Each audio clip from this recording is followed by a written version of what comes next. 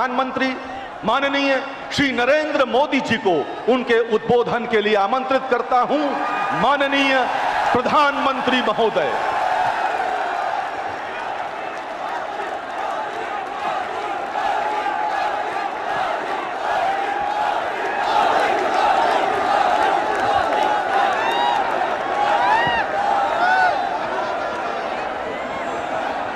भारत माता की, भारत माता की, भारत माता की।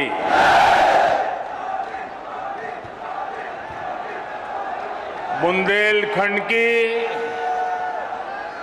जहां वेद व्यास की जन्मस्थली और हमारी बाईसा महारानी लक्ष्मीबाई जी की जहां धरती पे हमें बैर बैर बीरा आबे को अवसर मिलो, हमें बहुत ही प्रसन्नता। नमस्कार। उत्तर प्रदेश के लोकप्रिय मुख्यमंत्री योगी आदित्यनाथ जी, यूपी के उप मुख्यमंत्री श्री केशव प्रसाद मौर्य जी, उप मुख्यमंत्री श्री ब्रजेश पाठक जी, केंद्रीय मंत्रिमंडल के मेरे सहयोगी और इसी क्षेत्र के वासी श्री भानु प्रताप सिंह जी, यूपी सरकार के मंत्रीगण, सांसदगण, विधायकगण, अन्य जनप्रतिनिधि और बुंदेलखंड के मेरे प्यारे बहनों और भाइयों, यूपी के लोगों को बुंदेलखंड के सभी बहनों भाइयों को आधुनिक बुंदेलखंड एक्सप्रेसवे, इसके लिए बहुत बहुत बधाई, बहुत बहुत शुभकामनाएं। ये एक्सप्रेसवे बुंदेलखंड की गौरवशाली परंपरा को समर्पित है। जिस धरती ने अनगिनत शूरवीर पैदा किए, जहां के खून में भारत भक्ति बहती है, जहां के बेटे बेटियों के पराक्रम और परिश्रम ने हमेशा देश का नाम रोशन किया है, उस बुंदेलखंड की धरती को आज एक्सप्रेस वे का ये उपहार देते हुए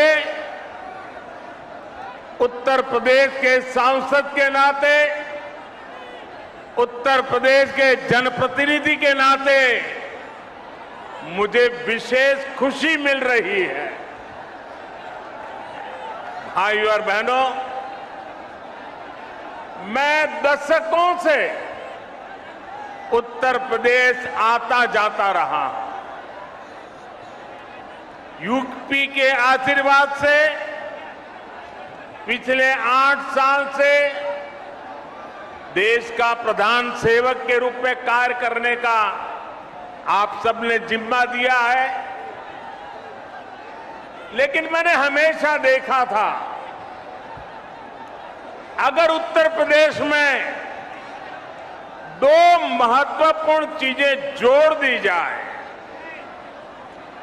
उसकी कमी को अगर पूरा कर दिया जाए, तो उत्तर प्रदेश चुनौतियों को चुनौती देने की बहुत बड़ी ताकत के साथ खड़ा हो जाएगा।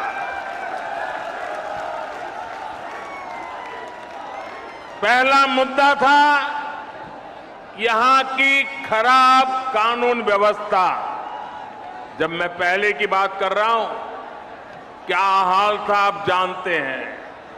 और दूसरी हालत थी हर प्रकार से खराब कनेक्टिविटी। आज उत्तर प्रदेश के लोगों ने मिलकर योगी आदित्यनाथ जी के नेतृत्व में उत्तर प्रदेश की पूरी तस्वीर बदल दी है।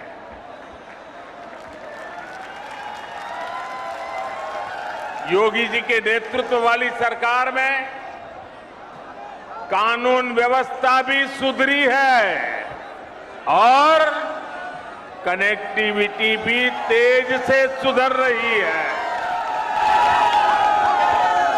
आजादी के बाद के 7 दशकों में यूपी में यातायात के आधुनिक साधनों के लिए जितना काम हुआ, उससे ज्यादा काम आज हो रहा है।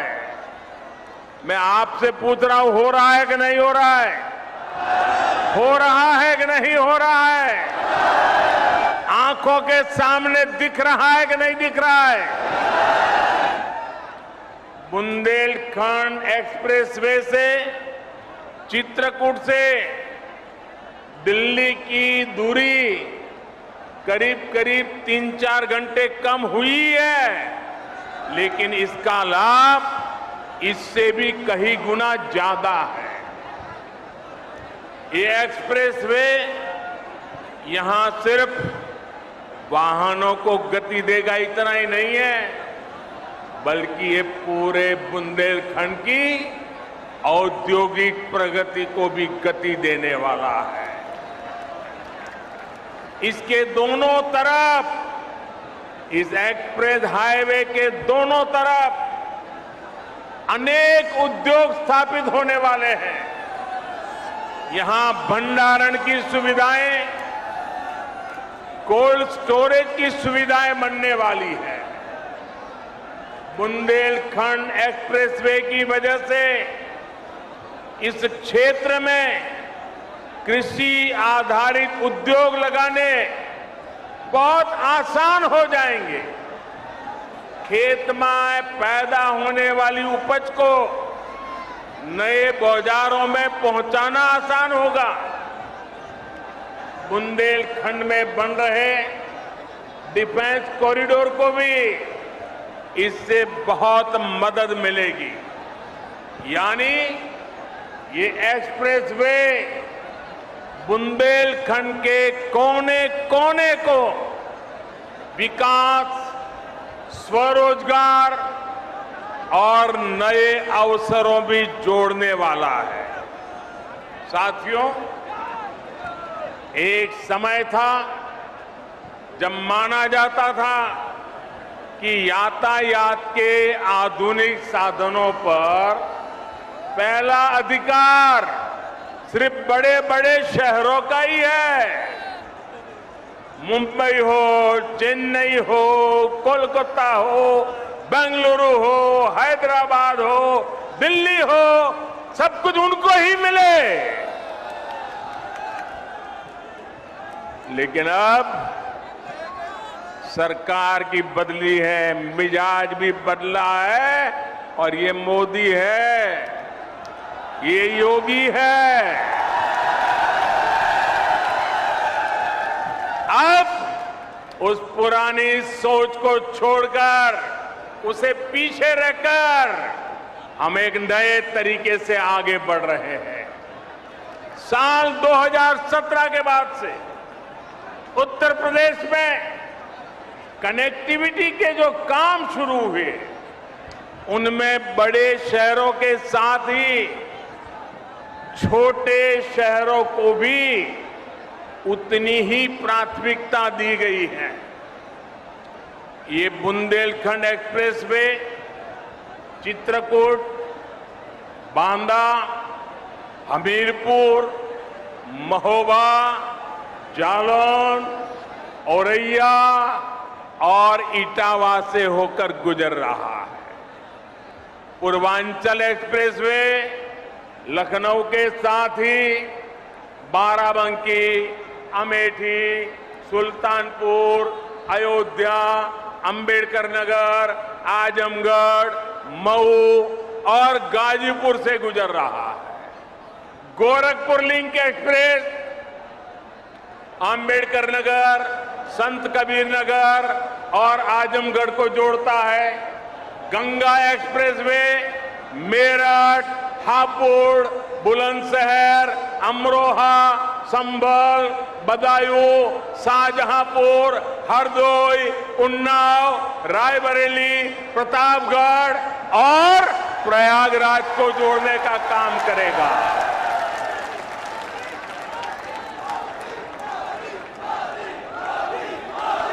दिखता है कितनी बड़ी ताकत पैदा हो रही है।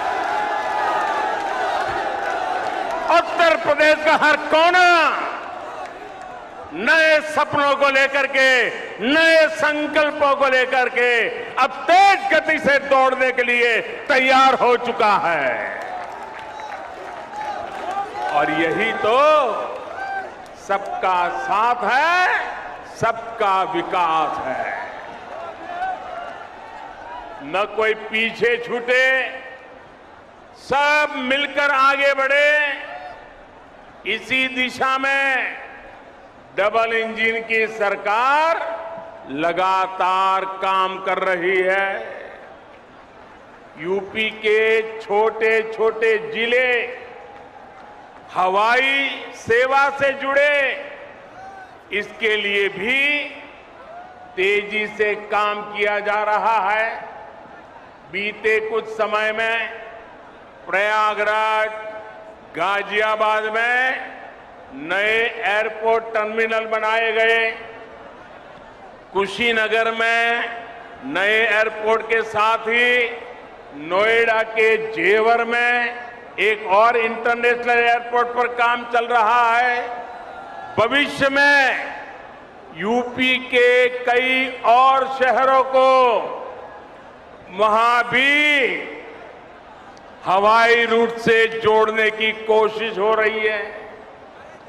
ऐसी सुविधाओं से पर्यटन उद्योग को भी बहुत बल मिलता है। और मैं जब आज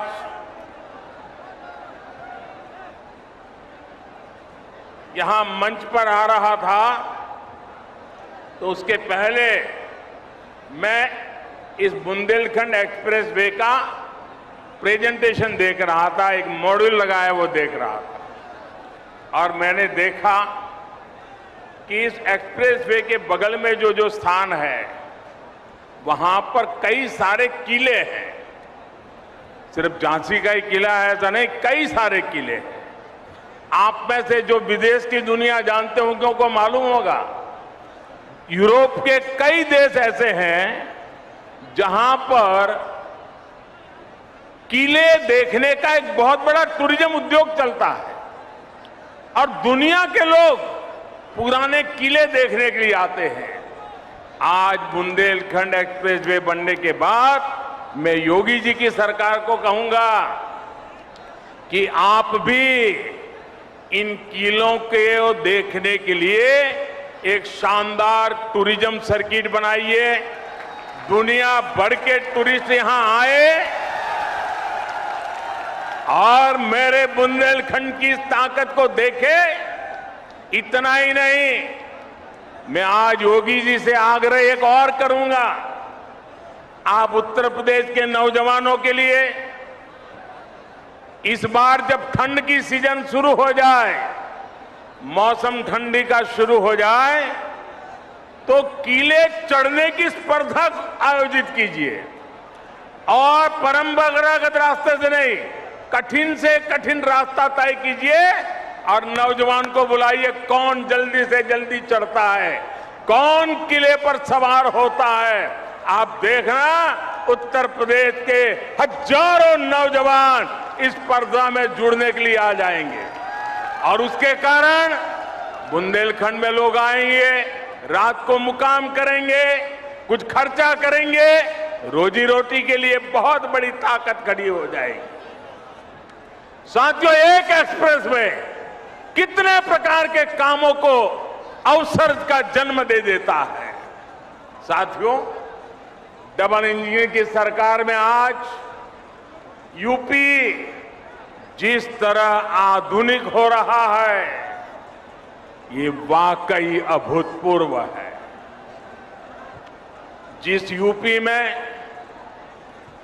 जरा याद रखना दोस्तों, मैं जो कह रहा हूं, याद रखोगे? याद रखोगे? जरा हाथ ऊपर करके बताओ, याद रखोगे? पक्का याद रखोगे? बार बार लोगों को बताओगे? तो याद रखिए, जिस यूपी में सरयू नहर परियोजना का पूरा होने में 40 साल लगे, जिस यूपी में गोरखपुर फर्टिलाइजर प्लांट 30 साल से बंद पड़ा था, जिस यूपी में अर्जुन डैम परियोजना को पूरा होने में 12 साल लगे, जिस यूपी में अमेठी राइफल कारखाना सिर्फ एक बोर्ड लगा करके पड़ा हुआ था, जिस यूपी में रायबरेली रेल कोच फैक्ट्री डिब्बे नहीं बनाती थी, सिर्फ डब्बों का रंग रोगान करके काम चला रही थी, उस यूपी में अब इंफ्रास्ट्रक्चर पर इतनी गंभीरता से काम हो रहा है कि उसने अच्छे अच्छे राज्यों को भी पीछे छोड़ दिया है। दोस्तों, पूरे देश में अब यूपी की पहचान बदल रही है। आपको गर्व होता है कि नहीं होता है? आज यूपी का नाम रोशन हो रहा है, आपको गर्व हो रहा है कि नहीं हो रहा है? आप पूरा हिंदुस्तान यूपी के प्रति बड़े अच्छे भाव से देख रहा है, आपको आनंद हो रहा है कि नहीं हो रहा है? और साथियों, बात सिर्फ हाईवे या एयरवे की नहीं है। शिक्षा का क्षेत्र हो, मैन्युफैक्चरिंग का क्षेत्र हो, खेती किसानी हो, यूपी हर क्षेत्र में आगे बढ़ रहा है। पहले की सरकार के समय यूपी में हर साल, ये भी याद रखना, रखोगे? रखोगे? जरा हाथ ऊपर करके बताओ, रखोगे? पहले की सरकार के समय यूपी में हर साल औसतन 50 किलोमीटर रेल लाइन का दोहरीकरण होता था। कितने किलोमीटर? कितने किलोमीटर? 50। पहले, हमारे आने से पहले रेलवे का दोहरीकरण 50 किलोमीटर। मेरे उत्तर प्रदेश के नौजवानों, भविष्य कैसे गढ़ता है देखिए। आज औसतन 200 किलोमीटर का काम हो रहा है। 200 किलोमीटर रोड लाइन का दोहरीकरण हो रहा है। 2014 से पहले यूपी में सिर्फ 11,000 कॉमन सर्विस सेंटर थे। जरा आंकड़ा याद रखिए, कितने?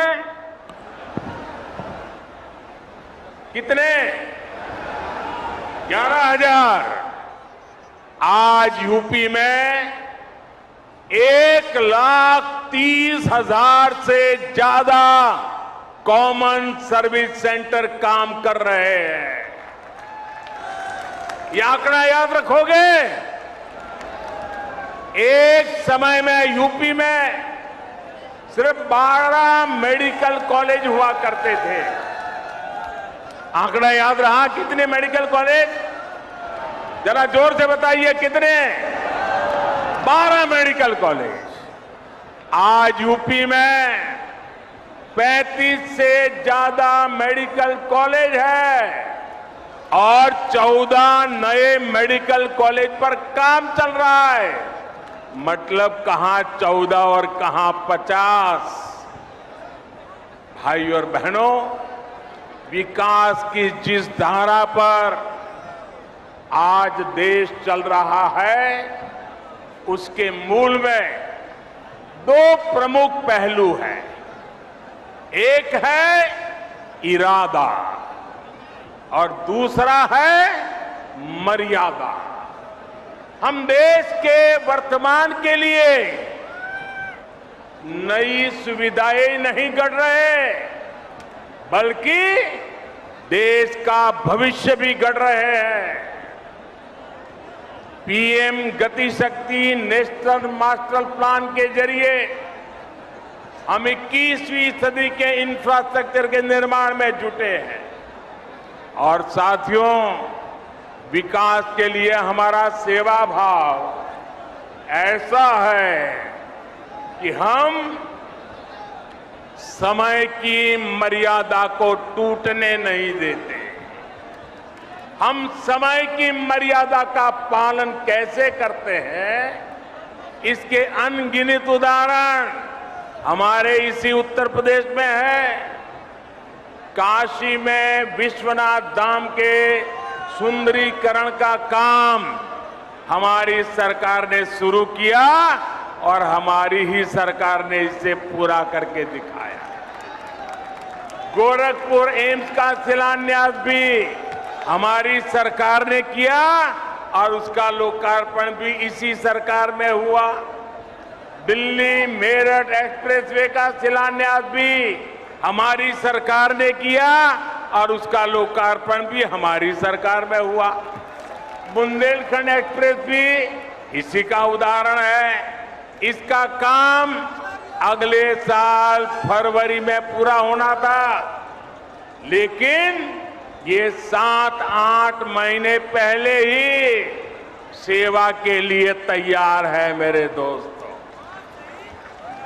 और कोरोना की परिस्थितियों के बावजूद कितनी कठिनाइयां हैं, हर परिवार जानता है। इन कठिनाइयों के बीच भी हमने इस काम को समय से पहले पूरा किया है। ऐसे ही काम से हर देशवासी को एहसास होता है कि जिस भावना से उसने अपना वोट दिया, उसका सही मायने में सम्मान हो रहा है, सदुपयोग हो रहा है। मैं इसके लिए योगी जी और उनकी टीम को बधाई देता हूं। साथियों, जब मैं कोई रोड का उद्घाटन करता हूं, कोई अस्पताल का उद्घाटन करता हूं, कोई कारखाने का उद्घाटन करता हूं, तो मेरे दिल में एक ही भाव होता है कि मैं जिन मतदाताओं ने ये सरकार बनाई है, उनको सम्मान देता हूं और देश के सभी मतदाताओं को सुविधा देता हूं। साथियों, आज पूरी दुनिया भारत को बहुत आशा से देख रही है। हम अपनी आजादी के 75 वर्ष का पर्व मना रहा है। अगले 25 वर्षों में भारत जिस ऊंचाई पर होगा, उसका रोड मैप बना रहे हैं। और आज जब मैं बुंदेलखंड की धरती पे आया हूं, झांसी की रानी लक्ष्मीबाई के इलाके में आया हूं, यहां से, इस वीर भूमि से मैं हिंदुस्तान के 6 लाख से भी ज्यादा गांव के लोगों को करबद्ध प्रार्थना करता हूं कि आज जो हम आजादी का पर्व मना रहे हैं, इसके लिए सैकड़ों वर्षों तक हमारे पूर्वजों ने लड़ाई लड़ी है, बलिदान दिए हैं, यातनाएं झेली है। जब 75 वर्ष है, हमारा दायित्व बनता है अभी से योजना बनाए।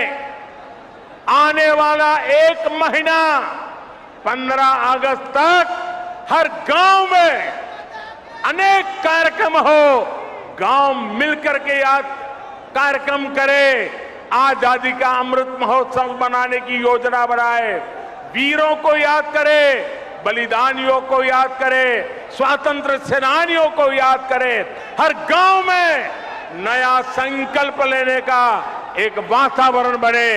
ये मैं सब देशवासियों को आज इस वीरों की भूमि से प्रार्थना करता हूं। साथियों, आज भारत में ऐसा कोई भी काम नहीं होना चाहिए जिसका आधार वर्तमान की आकांक्षा और भारत के बेहतर भविष्य से जुड़ा हुआ न हो।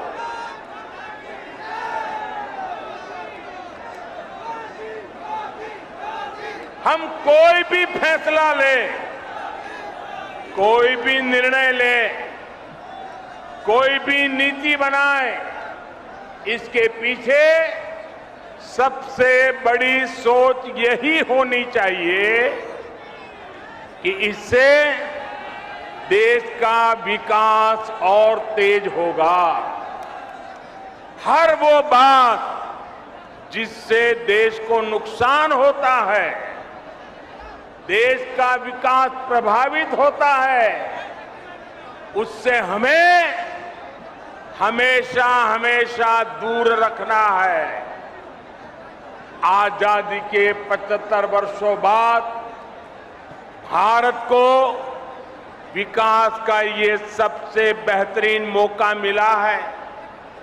हमें इस मौके को गंवाना नहीं है।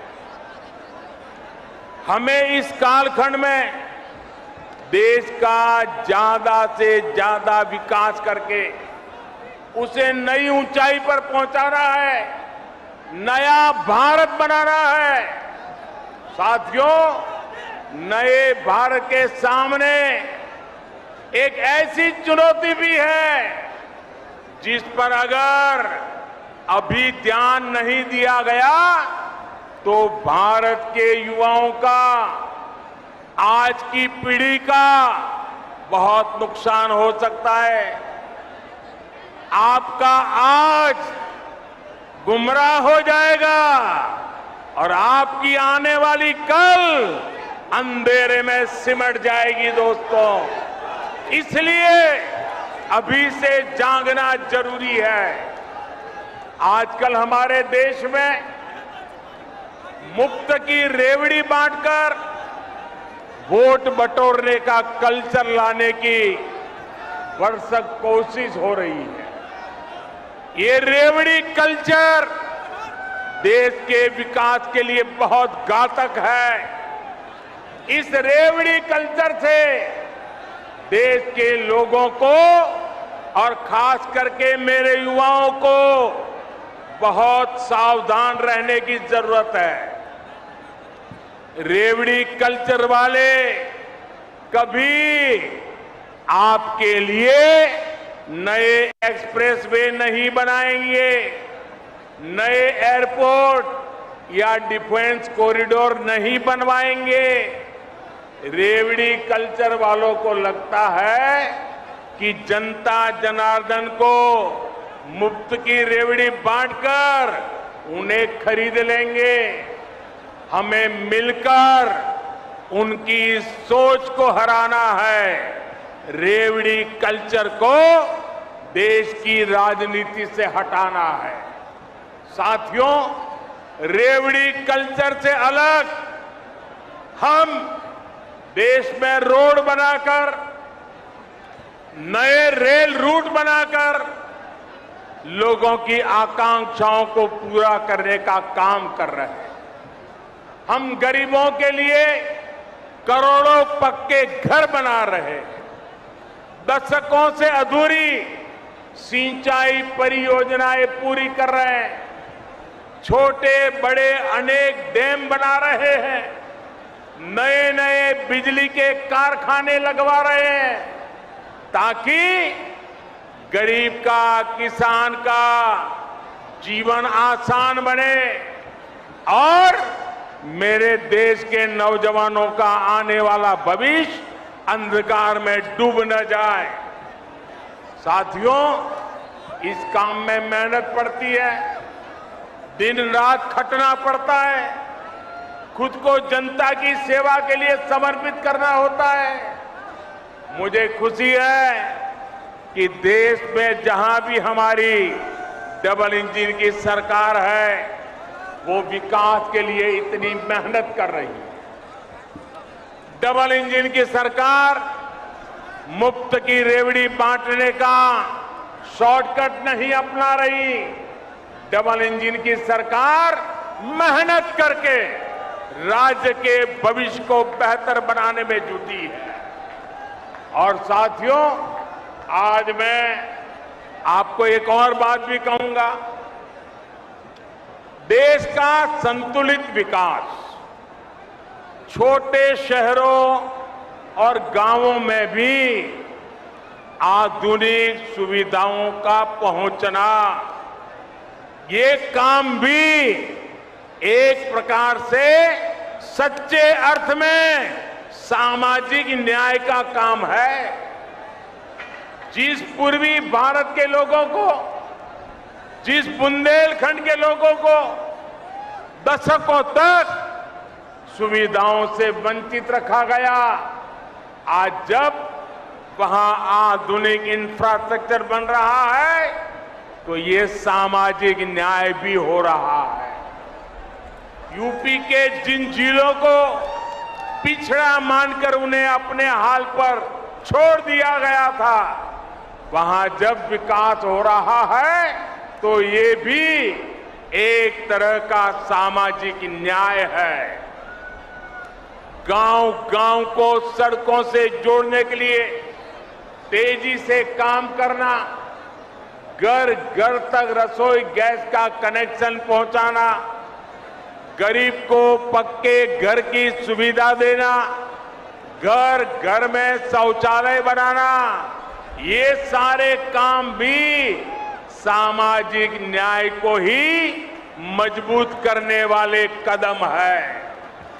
बुंदेलखंड के लोगों को भी हमारी सरकार के सामाजिक न्याय भरे कार्यों से बहुत लाभ हो रहा है। भाइयों और बहनों, बुंदेलखंड की एक और चुनौती को कम करने के लिए हमारी सरकार निरंतर काम कर रही है। हर घर तक पाइप से पानी पहुंचाने के लिए हम जल जीवन मिशन पर काम कर रहे हैं। इस मिशन के तहत बुंदेलखंड के लाखों परिवारों को पानी का कनेक्शन दिया जा चुका है। इसका बहुत बड़ा लाभ हमारी माताओं, हमारी बहनों को हुआ है। उनके जीवन में मुश्किलें कम हुई है। हम बुंदेलखंड में नदियों के पानी को ज्यादा से ज्यादा लोगों तक पहुंचाने के लिए लगातार प्रयास कर रहे हैं।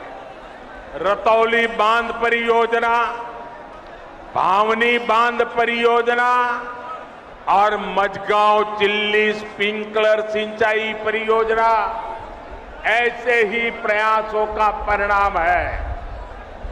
केन बेतवा लिंक प्रोजेक्ट के लिए हजारों करोड़ रुपए स्वीकृत किए जा चुके हैं। इससे बुंदेलखंड के बहुत बड़े हिस्से का जीवन बदलने वाला है। साथियों, मेरा बुंदेलखंड के साथियों से एक और आग्रह भी है। आजादी के 75 वर्ष के अवसर पर देश के अमृत सरोवरों के निर्माण का संकल्प लिया है। बुंदेलखंड के हर जिले में भी 75 अमृत सरोवर बनाए जाएंगे। ये जल सुरक्षा के लिए, आने वाली पीढ़ियों के लिए बहुत बड़ा काम हो रहा है। मैं आज आप सभी से कहूंगा, इस नेक काम में मदद के लिए ज्यादा से ज्यादा संख्या में आगे आएं। अमृत सरोवर के लिए गांव-गांव कार सेवा का अभियान चलना चाहिए। भाइयों और बहनों, बुंदेलखंड के विकास में बहुत बड़ी ताकत यहां के कुटीर उद्योगों की भी है। आत्मनिर्भर भारत के लिए हमारी सरकार द्वारा इस कुटीर परंपरा पर भी बल दिया जा रहा है। मेक इन इंडिया भारत की इसी कुटीर परंपरा से सशक्त होने वाला है। छोटे प्रयासों से कैसे बड़ा प्रभाव पड़ रहा है, इसका एक उदाहरण मैं आज आपको भी और देशवासियों को देना चाहता हूं। साथियों, भारत हर साल करोड़ों रुपए के खिलौने दुनिया के दूसरे देशों से मंगाता रहा है। अब बताइए, छोटे छोटे बच्चों के लिए छोटे छोटे खिलौने ये भी बाहर से लाए जाते थे, जबकि भारत में खिलौने बनाना तो पारिवारिक और पारंपरिक उद्योग रहा, पारिवारिक व्यवसाय रहा है। उसे देखते हुए मैंने भारत में खिलौना उद्योग को नए सिरे से काम करने का आग्रह किया। लोगों से भी भारतीय खिलौनों को खरीदने की अपील की थी। इतने कम समय में सरकार के स्तर पर जो काम करने जरूरी था वो भी हमने किया। इन सब का नतीजा ये निकला कि आज, और हर हिंदुस्तानी को गर्व होगा, मेरे देश के लोग सच्ची बात को कैसे दिल से ले लेते हैं, इसका ये उदाहरण है। इस सब का नतीजा ये निकला कि आज विदेश से आने वाले खिलौनों की संख्या बहुत बड़ी मात्रा में कम हो गई है। मैं देशवासियों का आभार व्यक्त करता हूं। इतना ही नहीं, भारत से अब बड़ी संख्या में खिलौने विदेश में जाने लगे। इसका लाभ किसे मिला है? खिलौने बनाने वाले हमारे ज्यादातर साथी गरीब परिवार है, दलित परिवार है, पिछड़े परिवार है, आदिवासी परिवार है। हमारी महिलाएं खिलौने बनाने के काम में जुड़ी रहती है। इस उद्योग से हमारे इन सब लोगों को लाभ हुआ है। झांसी, चित्रकूट, बुंदेलखंड में तो खिलौनों की बड़ी समृद्ध परंपरा रही है। इन्हें भी डबल इंजन की सरकार द्वारा प्रोत्साहित किया जा रहा है। साथियों, शूरवीरों की धरती बुंदेलखंड के वीरों ने खेल के मैदान पर भी विजय पताका फहराई है। देश के सबसे बड़े खेल सम्मान का नाम अब बुंदेलखंड के सपूत मेजर ध्यानचंद के नाम पर ही है। ध्यानचंद जी ने जिस मेरठ में काफी समय गुजारा था, वहां पर उनके नाम से एक स्पोर्ट्स यूनिवर्सिटी भी बनाई जा रही है। कुछ समय पहले हमारी झांसी की ही एक बिटिया शैली सिंह ने भी कमाल करके दिखाया। हमारे ही बुंदेलखंड की बेटी शैली सिंह ने लंबी कूद में नए नए रिकॉर्ड बनाने वाली शैली सिंह पिछले साल अंडर 20 वर्ल्ड एथलेटिक चैंपियनशिप में सिल्वर मेडल भी जीता है। बुंदेलखंड ऐसी युवा प्रतिभाओं से भरा हुआ है। यहां के युवाओं को आगे बढ़ने का खूब अवसर मिले, यहां से पलायन रुके, यहां आधुनिक इंफ्रास्ट्रक्चर बने, इसी दिशा में हमारी सरकार काम कर रही है। यूपी ऐसे ही सुशासन की नई पहचान को मजबूत करता रहे, इसी कामना के साथ आप सभी को बुंदेलखंड एक्सप्रेस के लिए फिर से बहुत बहुत बधाई। और फिर से याद कराता हूं, 15 अगस्त तक पूरा महीना हिंदुस्तान के हर घर में, हर गांव में आजादी का महोत्सव मनना चाहिए, शानदार मनना चाहिए। आप सबको बहुत शुभकामनाएं, बहुत बहुत धन्यवाद। पूरी ताकत से बोलिए भारत माता की, भारत माता की, भारत माता की। बहुत बहुत धन्यवाद।